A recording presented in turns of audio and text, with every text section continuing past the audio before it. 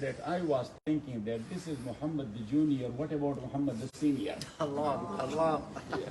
So Imam Shafi rahmatullahi alayh, he is one of the four Imams. He was like, it goes like this.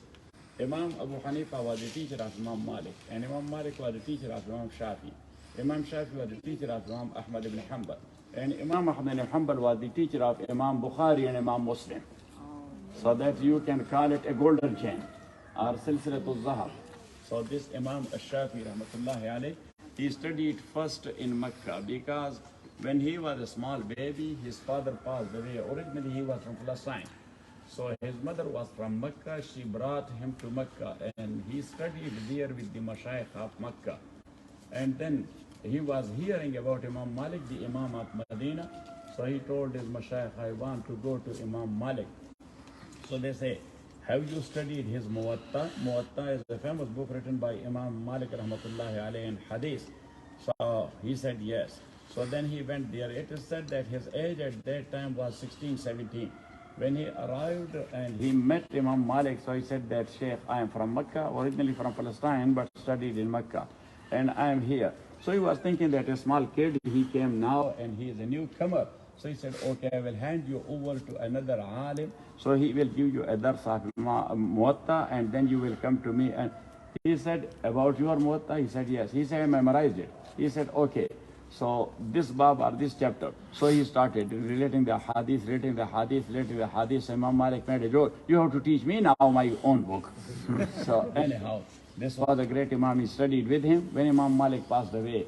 So then he went all the way to Baghdad to study Imam Muhammad ibn Hassan I was referring to. Imam Muhammad ibn Hassan al-Shaybani, rahmatullahi alayh. And when Imam Muhammad rahmatullahi alayh passed away, so he came all the way here to Misr. So here, as our brother, he mentioned and indicated to a grave there, a dome there, that is of Sayyida Nafisa. Sayyida Nafisa, we can call her the treasurer of the ulum and knowledge of Ahlul Bayt. She was a very great sheikha.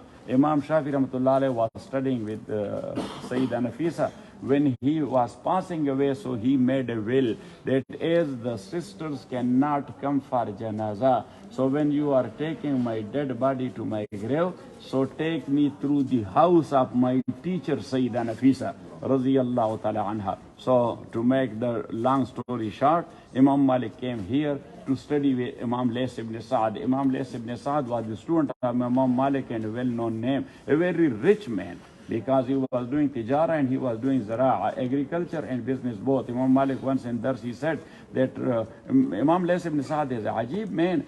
He is earning hundreds of thousands of dinar, not dirham. Dinar was made of gold. Dinars from his agriculture, for example, 100,000 dinar he is getting from his agriculture, and so many thousand from his tijara and business, but he is not paying zakat. So Imam Shafi said that we got a man, such a great Imam, he is not paying zakat, which is fariza, and that is farz. So then Imam Malik, he noticed that we are thinking. So he said that, brother, to tell you the truth, when he receives the money, he does not keep it for 1 year. He is spending it and giving it to the ulama and to the fuqara and to the poor people. So how he will pay zakat? So that's why he is not paying. So he came here to study.